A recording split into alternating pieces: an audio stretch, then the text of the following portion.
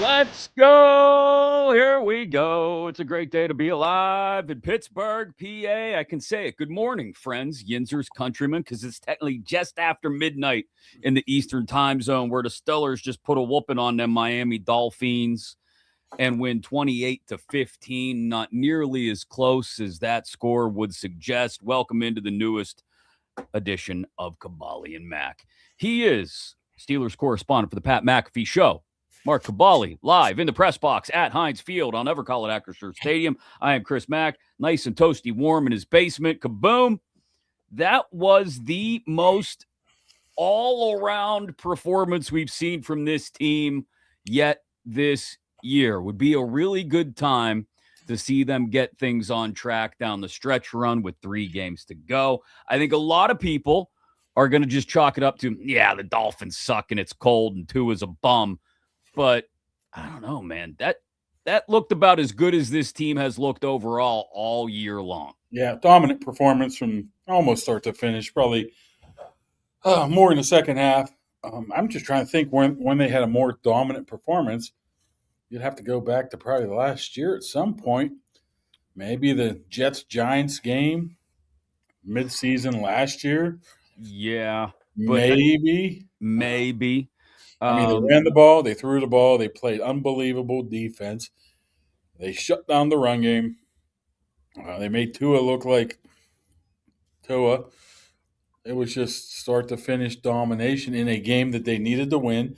A game that, it was a Monday night game where cold, not a lot of people here. Well, not a lot of people, but there was a lot of no-shows, a lot of what ifs. I even picked them to lose.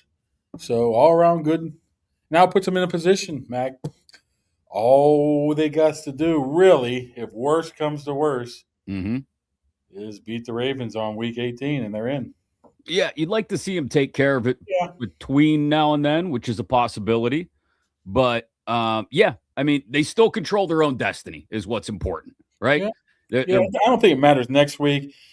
They can lose to Detroit, and it really doesn't matter one way or another. But I think if they win in Cleveland the next week and Baltimore loses one of these games, the Packers or Patriots, they can clinch her up. Who would have thought that this team could potentially clinch with 2 weeks left? Potentially, yeah. I mean, if they were to surprise some people in Detroit next Sunday and then beat Cleveland as well, I got a hard time seeing Baltimore winning back-to-back games against the Patriots and the Packers. The Packers game will be at Lambeau as well. So, I mean, that would be it. That would be done. If the Ravens split the next 2 and the Steelers won the next 2, it would be cooked before they even get to Week 18. And mind you, what was that? A couple weeks ago, the Chicago game, there was just pathetic. Followed by, what was it? What was the game after that? What was the Sunday night game here? The Buffalo game. It was Buffalo Sunday night. The Chicago Buffalo back and back to back. They just looked as god awful as possible. And as I keep saying, and people laughing at me and people mocking me on Twitter, as long as that 42-year-old quarterback keeps playing like that, they can beat anybody. This was, well, I'll get to Rodgers in a second because Brent has a request in the YouTube chat. There it is, the victory beer. How about a victory piece of pizza at midnight? That's not a bad idea. That actually looks pretty good. That looks like some school cafeteria pizza, and I mean that in the most complimentary way possible. What do you think? I would eat that right now if I had a piece of that in front of me. You want me to grade it like Portnoy? Yeah. Go ahead. 6.1. Okay. Not bad for midnight in the Heinz Field press box. Here's where I will push back a little bit. Johnny the Barber wants to say, let's not go from 6 to midnight here. Let's pump the brakes. It was Miami. Miami came in on a 4-game winning streak, averaging almost 200 rushing yards a game, Johnny. So that's where I will push back on it just a little bit. I get it. Miami sucks in the cold. I get it. Tua sucks in the cold and may just suck in general. Mm-hmm. But they dominated. Once you push through the first 3 possessions the Steelers punted. Yeah, punt. Then they scored on 4 consecutive drives. That is the first time the Pittsburgh Steelers, by the way, Kaboom, the first time they've scored on 4 consecutive drives since 2018. It had been 7 years, man. So that's I think that ties back into what you said about Rodgers making just almost anything possible when he's playing well and the run game's doing well. They're controlling the clock, getting the other team off the field, and that's why it was a full 360 kind of game tonight. It worked on both sides. Yeah, and just some of him getting them into the right plays, some of the RPOs, the stuff he calls at the line of scrimmage. You see that puts him in very good position. That throw he threw off the back foot, I guess, was it the Metcalf? I don't even know if it was him or the Freiermuth one, which is something not too many people can make, I don't believe, in the league. To be honest with you, he's been that good. He can be that good. He has been that good the past 2 weeks. And this defense balled out, played well. It's not like they have a tough. I mean, they got obviously Detroit, but you got Cleveland. I don't see why you can't continue this up. I was all out on them. I admit it a couple weeks ago. Oh, we all were. They're pushing. I mean, I'm not all back in on them yet, but this went a far way because it was just a dominant performance, like you said. Well, yeah, and I'll want to see how it goes next week in Detroit. Now, like you pointed out, that's an NFC game, non-conference game, won't affect your tiebreakers, anything like that. But obviously a loss and a win by the Ravens at home against the Patriots would tighten things back up. So it does still matter. Plus, I want to see the way they play against a high-powered offense like that on their home turf where the Lions are always explosive. The Lions are fighting for their lives now, too, on the outside of the NFC playoff picture looking in. So that is going to be – if they were to pull off a win in Detroit, I think you would pull a lot more people back onto the bandwagon. At the same time, I'm not discounting a win over the Dolphins.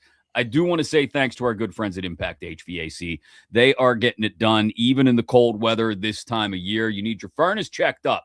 They will do it at half the cost right now, $39.99 instead of $79.99. If you donate a new article of kids' clothing or a new children's toy to the Foster Love Project when they show up for the furnace checkup appointment, give them a call, 412-297-1852, or just message them on Facebook at Impact HVAC PGH. No doubt you're still going to need that furnace at some point this winter, especially tonight, although they probably wouldn't get there to check it out tonight. But yeah, they'll get there and check it out for you and make sure everything's in working order thanks to Impact HVAC. This is the 23rd consecutive home Monday night win for the Steelers. Neither Mike Tomlin nor Bill Cowher has ever lost at home on Monday night, and the 55th win on Monday Night Football overall by the Steelers, most in league history.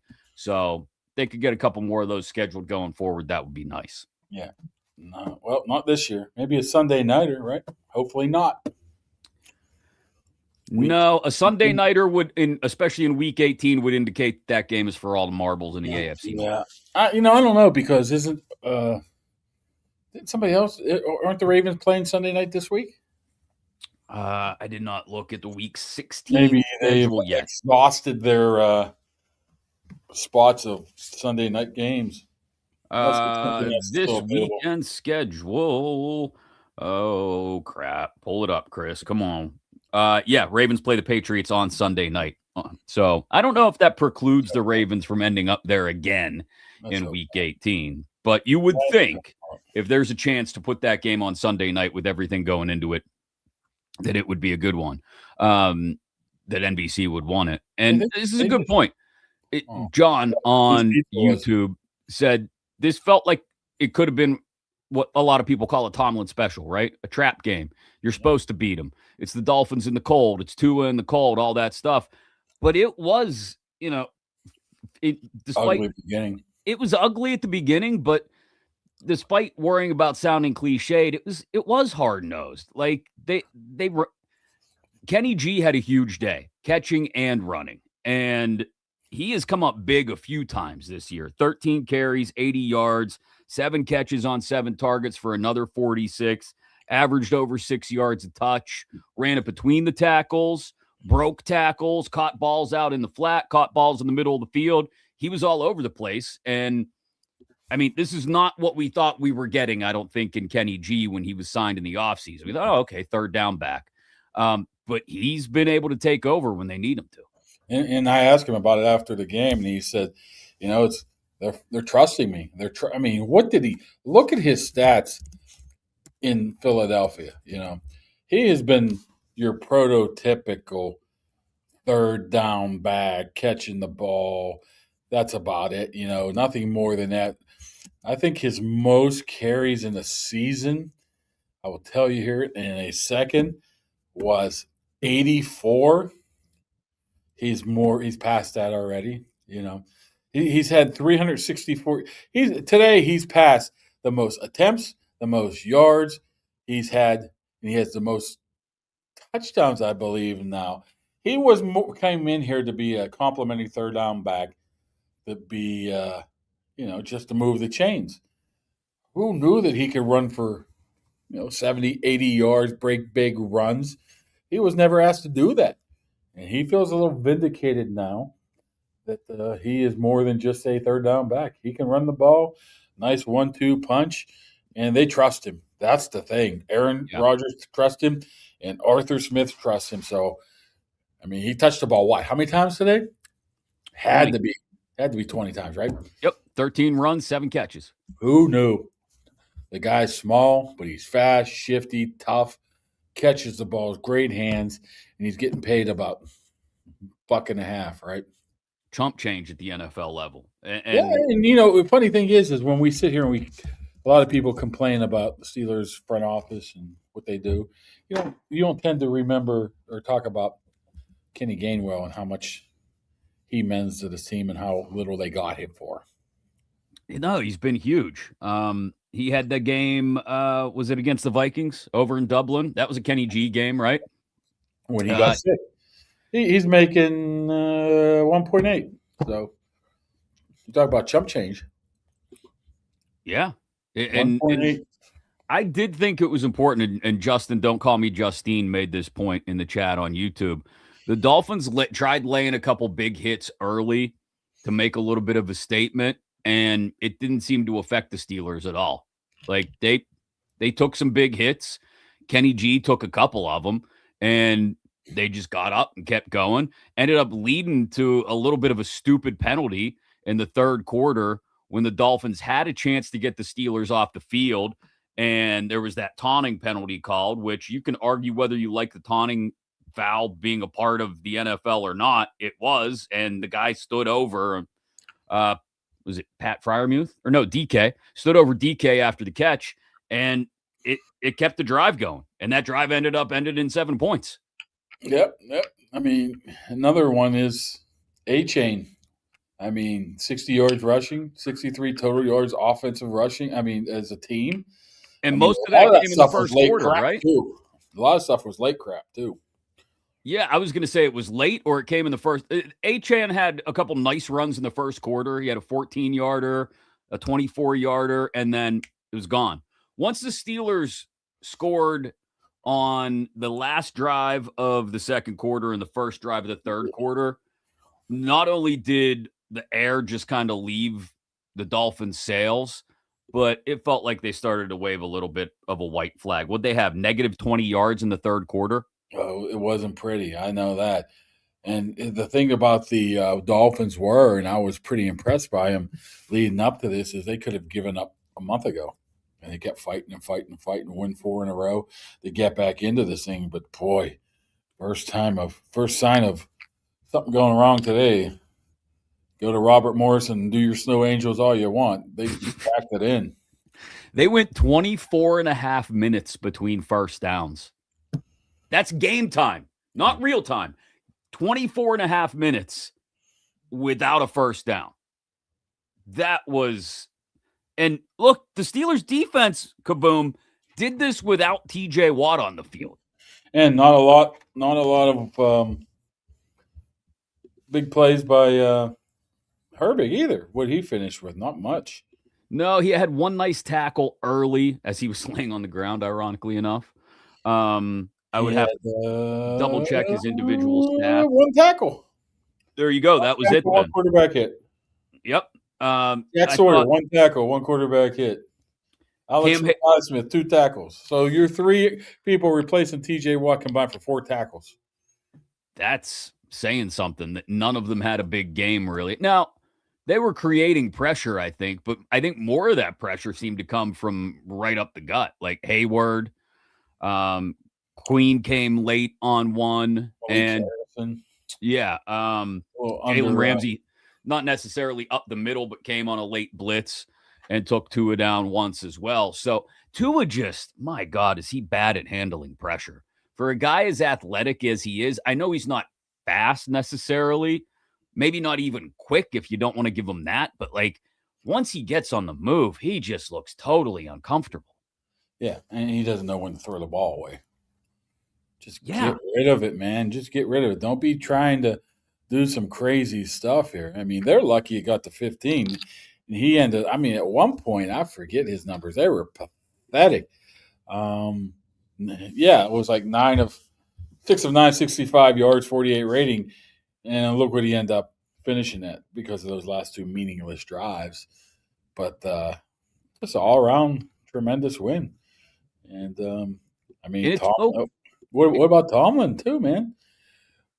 End of the first half, absolutely perfect time management, right? Where are you I at, mean, David Todd? it ended up working out. Yeah, they left the Dolphins with what, 17 seconds left? Everything worked. Everything seemed to work today. I mean, that doesn't mean it's going to work next week, but for 2 weeks, if you're going to get hot, man, this is the time to do it. It And is. seems like things are working out, but we'll I see. don't think it's no small coincidence that he talked about being coming out aggressive last week, and he was aggressive this week. Like every time, what?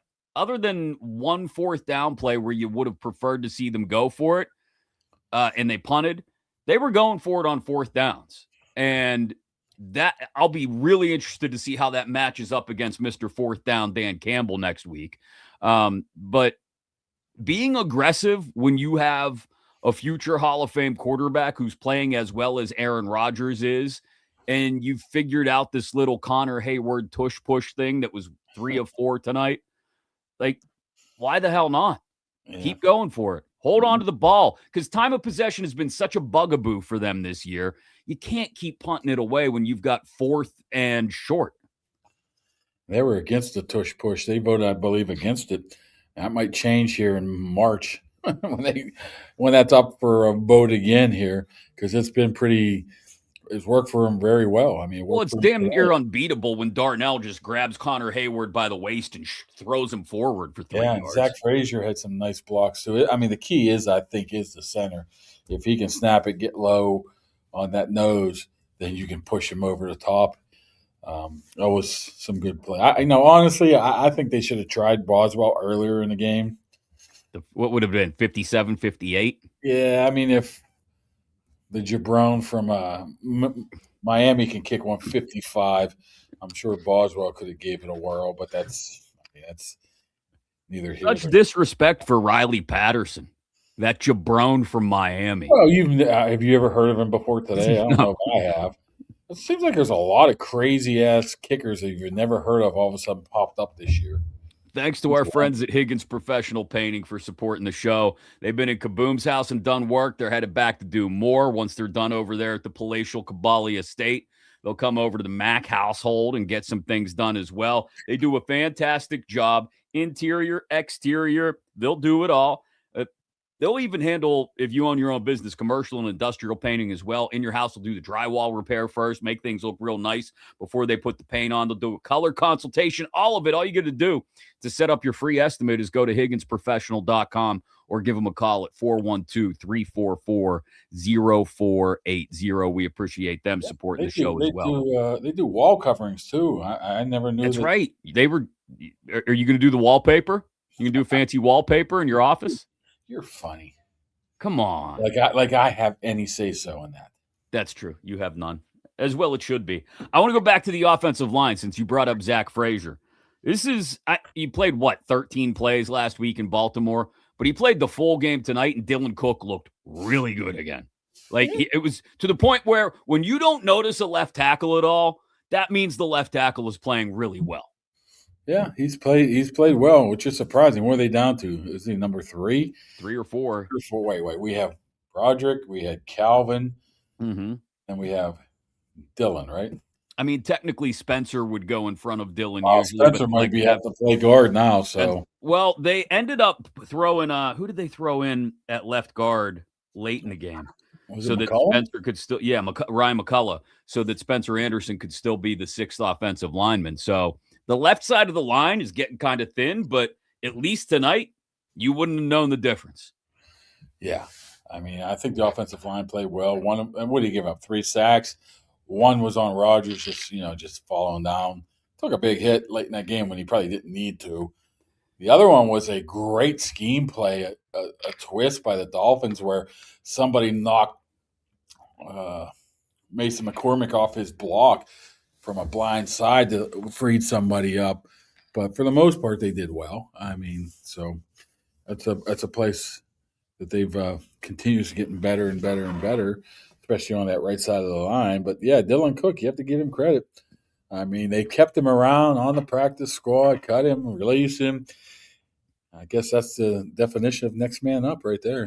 And they run blocked well too. I mean, there were maybe a little fewer than a handful of times you saw a running back contacted in the backfield. It did happen a couple times, but I mean, the tight ends continue to block well. Like Darnell Washington out on the edge and Adam Thielen on the outside, making just a massive hole for Jonnu Smith on that touchdown run. I mean, Kenneth Gainwell was not getting giant creases to run through, but he was getting enough room, then putting his head down and trucking for another 4 or 5 yards. So it wasn't the best run blocking we've seen from them all year, but it wasn't bad. No, it wasn't bad at all. I mean, we've much seen a lot worse, this year. So you can't really complain about that whatsoever. They've just played. I mean, it's hard to find something. Who's making faces over there at you that you were looking at? You got Chris. Wait, right next to me, you got Saunders. Okay. You got Chris Carter. Yeah. You got Pursuta. Then you got Charlie Batch. We're all like waving to each other right now. Where's Yoler? All right, none of them are doing a show right now, are they? Chris making fun of Charlie. Oh, Jesus. All right, there we go. Everyone's happy because everybody's happy. It's the Steelers win. I said Pursuit. I said, you're going to get any Fire Tomlin calls? He goes, there'll be some. I'll let one through, though. I'll let one through.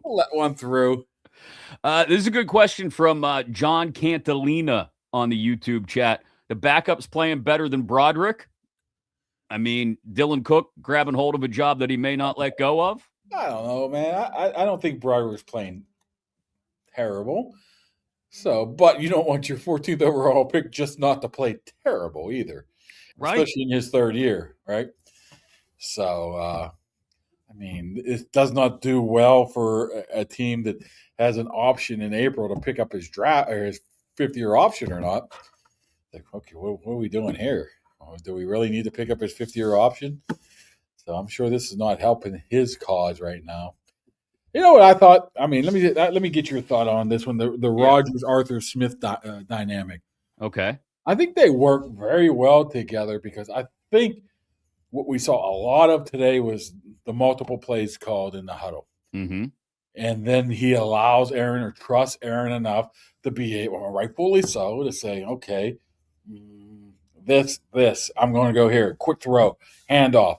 So I think Arthur's being able to package those plays together, then Aaron choosing. I know a lot of quarterbacks do that, but it seems like those two are on the very, very same page of doing that. And that's hard to defend, man. When you got a smart quarterback that says, okay, I see this, so I guarantee I'm going to this.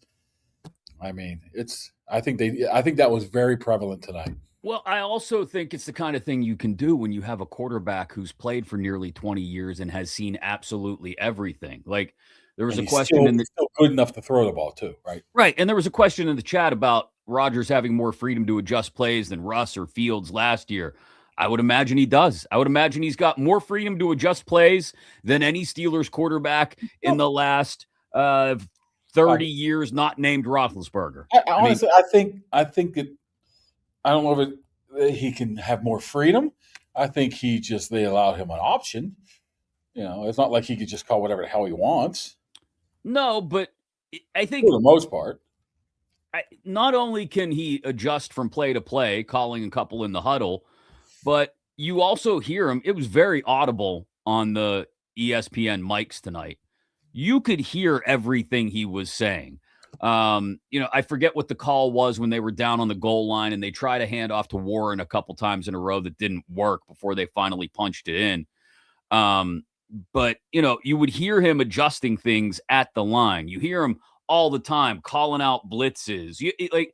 That is the kind of stuff that you only get with a veteran quarterback or a really intelligent quarterback who's been through the league a certain amount of time. You're not going to see rookies that confidently changing from play to play or adjusting calls at the line of scrimmage. You're just not. And it's something we haven't had in Pittsburgh in particular in 4 years. So, no, Russ probably didn't have that same level of freedom. Fields did not. Pickett did not. Trubisky did not. I would doubt that even Mason, as comfortable as he may be in Pittsburgh and with the Steelers offense, that even Mason has that level of freedom because Rodgers simply walks up to the line and it's like, the visual in Terminator when he's looking around and he's just scanning things and it's identifying things. That's what I imagine it looks like to Rodgers. He just looks around. He goes, okay, I have a slant there. I have a curl route here. And let me slide the protection this way. Okay. Turbo, go. Turbo, go. I mean, you saw a prime example of that when there was 12 men on the field. Mm-hmm. I mean, he knew it was 12 men on the field and the refs didn't. He was like, let's go, boom, boom, boom. He's like, dude, there's 12 men on the field. And the refs are like, okay, I guess.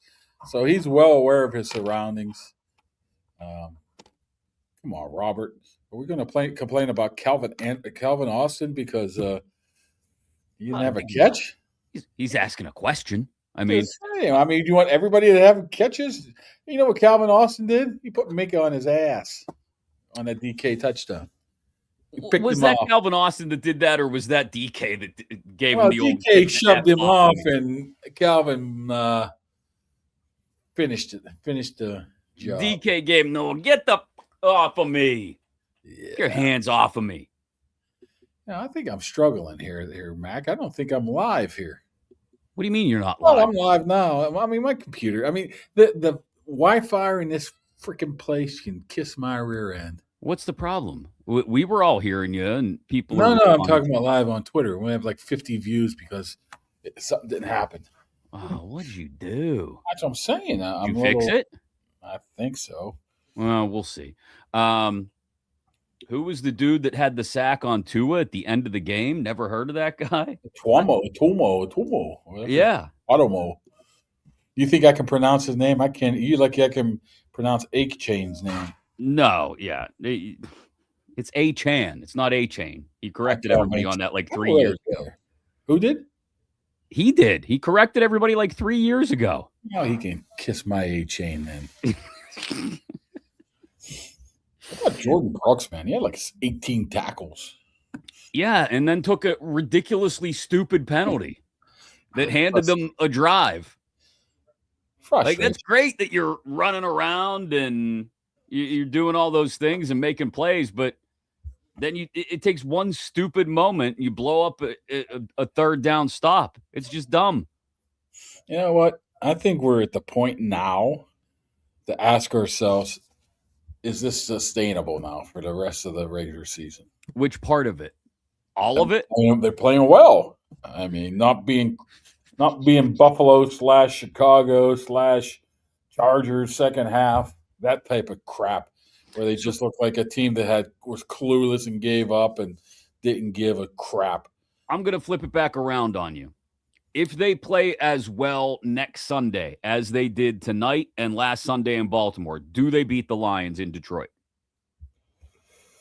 Lions are what do you call that? A desperate team, more desperate Right. than the Pittsburgh Steelers So right now. the reason I ask is because of this. Like, I think they could play a really good game, really solid game against the Lions in Detroit next Sunday and still lose, right? Like, they could still lose 31-28 in Detroit because the Lions offense is just that high powered, especially at home. I mean, it's tough now. They're going to have to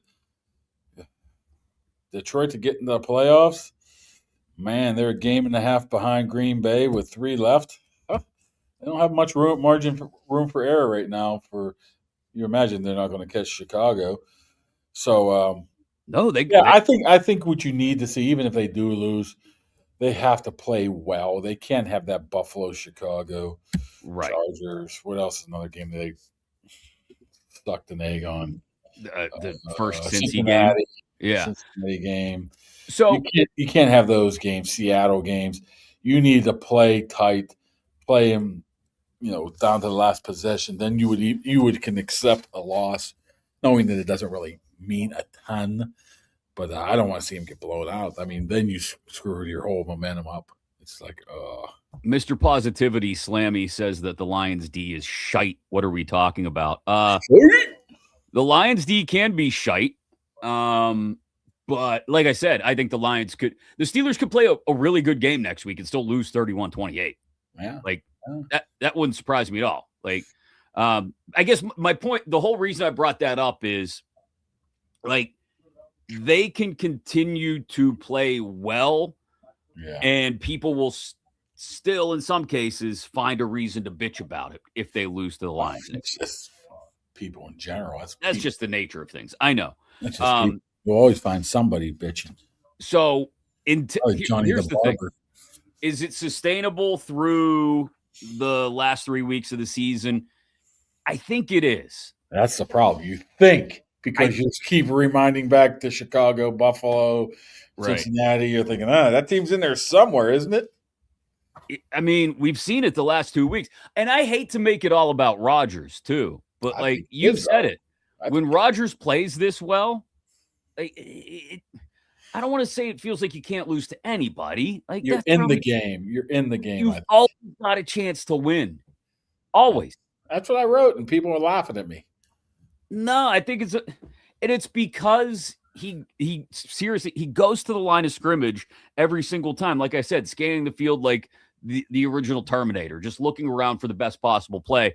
And he actually looks better with a busted wrist than he did before the busted wrist. He grabbed that today, didn't he? He did. He went down a couple times hard in the first quarter. But I mean, so yes, it is sustainable. But does that necessarily mean they finish the year on a 5-game winning streak? I don't know. They could still lose to Detroit. They could play really well against Baltimore and lose. Like but by all rights, they could have lost to Baltimore a week ago, despite playing really well because of one call in the end zone. Yeah. To answer your question, Robert, no, they cannot clinch this weekend. No, yeah. They'd have to beat. They could lose the tiebreaker in the division. Right. That's why they either need a division win over Cleveland or Baltimore. The best way I can think to describe it is they have a magic number of 3 right now. You know, like magic number in baseball, combined wins and losses by the team behind you. So if they won their next 2, or even if they won one of their next 2, right? They could lose to Detroit and beat Cleveland. As long as Baltimore, if Baltimore were to lose to the Patriots and Packers, they'd still clinch the division. Yeah, they both can lose next week. Imagine they both lose. The Lions and the Ravens lose to the Patriots. That would make that Week 17 game. If the Steelers win and Baltimore loses, then the Steelers would clinch. Then it would clinch, yeah. If they would lose again and Baltimore would win again, whoever wins the final game, because the tiebreaker, even though they would win the tiebreaker in the division, Baltimore, they would not win the head-to-head, which is the number 1 tiebreaker. They would beat Baltimore twice. So right, which I think corrects what Slammy is trying to say in the chat here, which is they can clinch with wins the next 2 weeks. Yes. Because if they won the next 2 weeks and Baltimore also won the next 2 weeks, they would still have to beat Baltimore in Week 18. Yeah, they would have to definitely beat Cleveland, unless they lose the next two. That's a low-key Oh, they're still going to sneaky have to beat game. Cleveland regardless, I think. That's a low-key sneaky game that I am not at all excited I don't about. know. I think Cleveland just stinks. I think they stink too, but they You watch stunk Kenny last year when Carmen they up played there, them in the man. snow. You watch Kenny Carmen up there. They want to fire the entire freaking world. It's a disaster. The coach is losing freaking arm bands for Shador. They just suck. Jerry Judy's like making interceptions in his hand and just handing it to the defensive player or something. It's just a disaster up there. It's Cleveland. And it's probably going to get worse. So I understand that they go up there and lose from time to time, but I don't know if that's going to be the case now. Well, and Shador's just not very Stinks. good at football. I'm sorry. Thanks. He's just not. If Tua is bad, Shador. If Tua is a C minus, Shador's a D plus. Like they're just basically right there, almost interchangeable. And for just a second, from a Dolphins perspective, how angry do you have to be that you've committed like $50 million a year to Tua Tagovailoa as your starting quarterback? That's when you're desperate. You have any semblance of thinking a quarterback's good, you better take that chance. And when they signed Tua, he was not a bad quarterback. He was ripping up the ball to Tyreek and Waddle and everybody else, but when he's bad, he is bad, man. They have no weapons. What have Waddle? Then who? Oh, Waddle and Waller. I'm saying. I mean, they don't have any weapons. Yeah, it's a fair point. Thanks to our good friends at the Dan Heck team. You're looking to buy or sell a home in the Pittsburgh area, get a hold of them today at heckteamhomes.com. HAECK, heckteamhomes.com. They'll make the whole process of buying a new home and selling your old one as stress-free and seamless as possible. Check out all the listings right now as well at heckteamhomes.com. HAECK, heckteamhomes.com. We appreciate their support of the show. So 28-15 is the final. Steelers defeat the Dolphins, still control their own destiny. Even if they lose the next 2 weeks, all they got to do is beat Baltimore in week 18. And despite all that, some people will still walk away this weekend saying, it's just the Dolphins. Fire Tomlin. I think you can pause the Fire Tomlin chants for at least a week, right? Oh, I don't know. They cheered Renegade. Then they went well, they should. Out. Then they went 3 and out. Renegade. 3 and out. So that we got that back on track, right? That's true. That's good. Yeah, Chris Longo. I don't think they can even be. I don't think they can get into the wild card regardless. No, I mean, if you just eye up the standings right now, even if they won out, they would be. That's 10-win teams already, right? Yes, that is correct. But they would be an 11-win team if they won out, so they would be 11-6. However, in the playoff standings right now, you've got the Chargers with 10 wins and Buffalo with 10 wins. Houston has 9. So I guess theoretically, but if they won their final 3 games, they wouldn't be a wild card anyway. They'd be a division winner. Yeah. So they'd be in the wild card round, I guess. Whatever they call it, super wild. I don't even know what the hell they call it. Well, everybody's in the wild card round, but the 1 seed. So, and you know what? This is one of your favorite games. Do you want to play if the season ended today? This is your favorite. I already know that. They play the Chargers, right?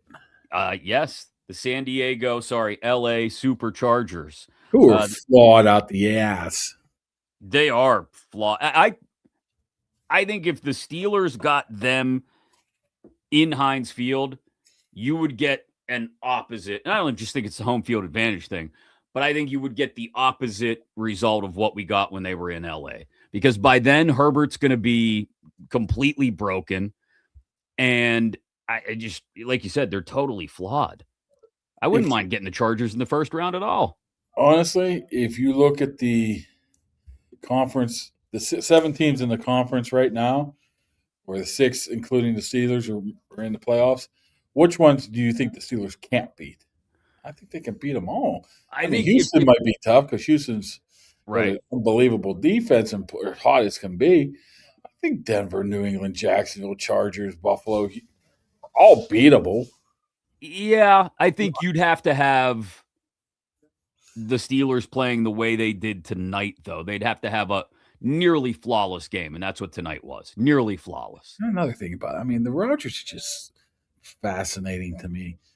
I mean, he knew damn well that what they were playing cover two. He knew that he was going to have to nickel and dime. I mean, he wasn't going to be able to do what he did against the Ravens, and he has that much discipline to be able to make those throws. Did you see some of those throws, man, where it's just I think, like I keep mentioning, that Fryermuth one where it's like one step gone. The one you could tell one of them was RPO, I think, out to Fryermuth or something. It was just like boom, boom, boom.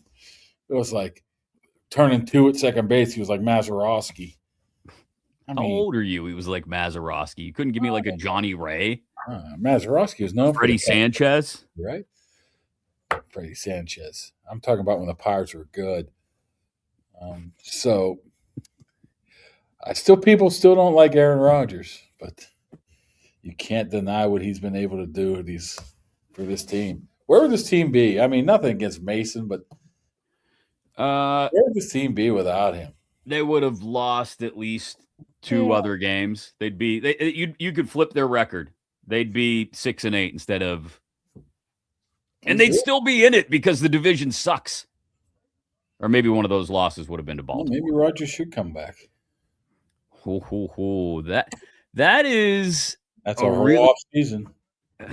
That is a really great question about because who was it? Manning said he's going to stay in school. Didn't somebody else say they're going to stay in school too? The quarterback class sucks. And I'm not trying to get way ahead of things with the draft still 6 months away.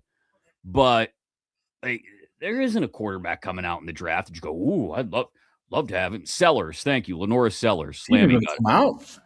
Sellers is going to stay in school too. Yeah. So the top five you get past the top two even, and they're not that great. So why wouldn't you see what you can do to convince Rodgers to come back for one more year? I don't know if it's convincing is whether he wants to or not. If he goes out like this, why would he want to come back? What do you mean if he goes out like this? Oh, I'm saying he's going out like this. He wanted to get that stench off him from the Jets. I think that stench is pretty much, he used a whole bucket of Irish Spring. I think that stench is gone. Right. The stench of the Jets is off of him, but if he were to get into the playoffs with this team and do it without a legitimate number 2 wide receiver or number 1 running back. Right. Like, wouldn't he look around and go, man, if you guys could just add a piece or two, maybe we can legit go on a run next year. I'm not saying whether it really makes sense in reality or not, but I mean, he may look at it that way. Boy, this team is making us all goofy. What's it? You talking about the Will Howard comments? No. Just the team in general. Fire Tomlin. Booing Renegade. This team might win it all. Rodgers stinks. Bench him. Play Will Howard. They need to re-sign him. They get killed by Buffalo. They're a great team. They might win it all. I mean, my goodness. You talk about a freaking crazy-ass team that just drives you nuts. Wait till next week and they get blown out by the Lions. You're going to want to fire everybody again. That's true. Wow. Look, man, it's just part of the schizophrenic nature of being a Steelers fan at this point. I mean, this year has been top level. I've never seen it this. As far as craziness from week to week? Up and down. You never know what you're going to show up. Well, just imagine what happens then. Like, let's say they do continue to put things together down the stretch here, right? Yeah. And go into the playoffs and draw the Chargers or the Jags in the first round or something. And then lose in the first round again. My God. It'll be like, you remember that Price is Right game? The yodeler who would go up to the top of the hill and then he'd fall off if you didn't stop him in time. That's what Steeler fans would be. They'd be climbing up the mountain, and then all of a sudden, they'd go right off the edge and lose their mind. Myself included, probably. How much is this Maybelline lipstick? $8. That was one of my favorite Price is Right games.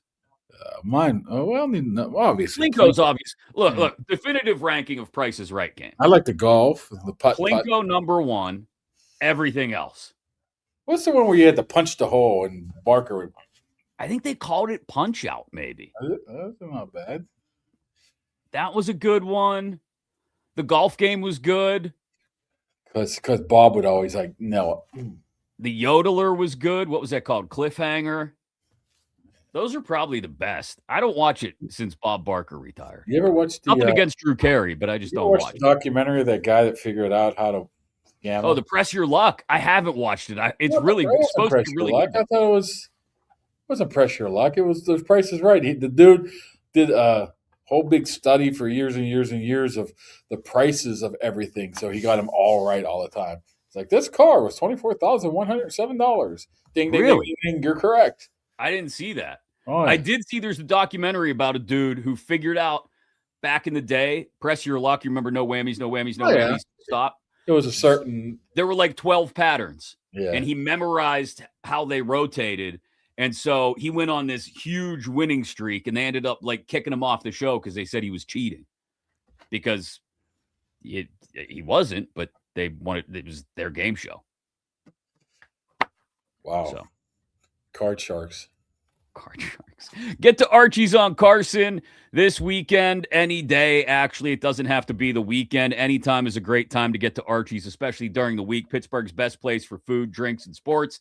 80-cent wing nights, Mondays through Thursdays. The whole menu is fantastic, and they always got ice cold iron and icy light on draft. Get down there, whether it's Saturday for the college football playoff games. There's one on Friday as well. Sunday for a Steelers game. Any night of the week. Get on down to Archie's. We appreciate Arch supporting the show. Kaboom. You want to wrap this thing up? Oh, we should give something away real quick.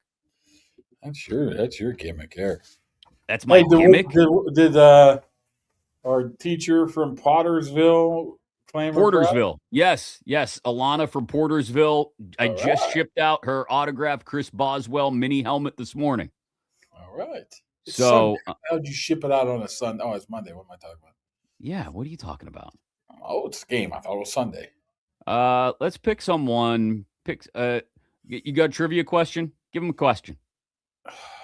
Trivia question? Come on, that's what you've done before, and it worked. You're always quick with these things. Nobody's going to know this one, but none other than Ohio State linebacker Jack Sawyer, who happens to be our neighbor. Right. I just found out frequencies an establishment in the Jefferson Hills area. Which establishment is that? Which establishment does Jack Sawyer frequent? I don't even know the answer to this one. To eat. I think I have a feeling I know the answer. Did you find out about this yesterday? I found about it Sunday at so yesterday. Yeah. While you were at wrestling. I know the answer now. Okay. I know the answer now because I know who you talked to yesterday. How'd you know? Oh, I hear things. A lot of people come up to me and goes, "Hey, what about Mac?" I'm like, I don't know, but this wasn't the. No, I know exactly which establishment in Jefferson Hills does which restaurant does Jack Sawyer frequent. First person to get the answer right in the chat wins. What do I have here? I got a 412. I got another 412 hoodie. This is a good one because it's got. Ooh, I like that one. You like that? It's got somebody who was wearing one of those today. Oh, you know who was wearing that? The great Phil Maines is. It's not Little Caesars or Domino's, people. Come on, it's Jack Sawyer. 412. I think Phil Maines' wife was wearing one of those 412 logo hats today. I saw. Not Sicani's, Justin. That's a good guess too. Put it this way: we may or may not have given away a gift certificate. I mean, how easy do we have to make it? Whataburger, Steel Grill, no. All kinds of great guesses in the chat that we're not getting up on the screen fast enough. We're gonna have to switch this up a little bit. Come on, no, it's not the P Bar. Come on. Mac went the other day, and he didn't on Broadway. That's not in Jefferson Hills. Come on. We literally gave away a gift certificate to this place like a month ago. There it is. We got a winner.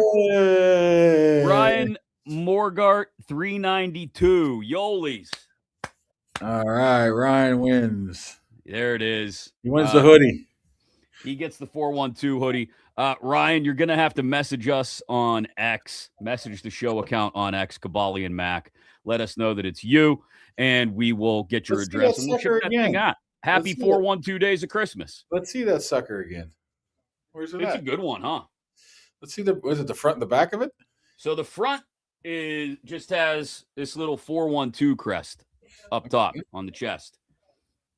The back has that whole thing. 412. You like that? I like it. Like that. So congratulations to Ryan. Go ahead. Message us, like I said, on social media, whether it's on Instagram, Twitter, however you follow the show. Get a hold of us. Get that shipped out to you. And we'll do another episode on Wednesday. Sound good, Kabooms? I'm not going to get home till Wednesday at this rate. Go write your story. This ain't a hard one. Yeah, Dolphins suck. The Steelers are controlling their own destiny. Rodgers is a god. There you go. Story's done. Yeah, then I got to go home and blah, blah, blah, blah, blah. Get a nap. No, take the kid to school, blah, blah, blah, blah, blah. The other girl, the daughter might be sick, so I'm going to have to play nanny tomorrow with no sleep. I'm on zero sleep. You'll be fine. Go write your story. We can't wait to read it. We'll do it again on Wednesday. Up to something season in the world of Kaboly+Mack. We'll have something fun to announce soon. Beyond all the 412 days. Oh, yeah. I hear something's happening on January 1 here. Huh? Some things are cooking. Some things are cooking. A couple months in the making here. Going big time. Big time. Big things going on. Thanks to each and every one of you, and seriously, for joining the show late at night like this, early in the morning. And we'll talk to you on Wednesday. I didn't do it, but Mac made me do it. I did. I twisted his arm. Go write your story and stop whining. All right. See you later.